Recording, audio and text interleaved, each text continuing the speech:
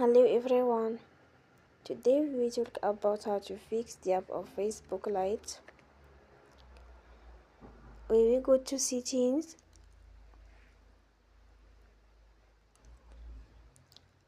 then we click on apps.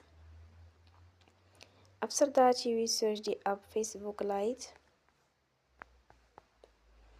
and then we click.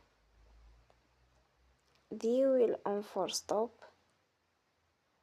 After that you will go to storage.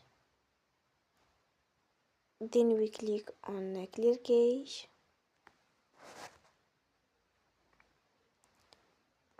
In the end, turn your phone and you will recharge your phone again. Don't forget to support us by like and subscribe. See you next time and thank you for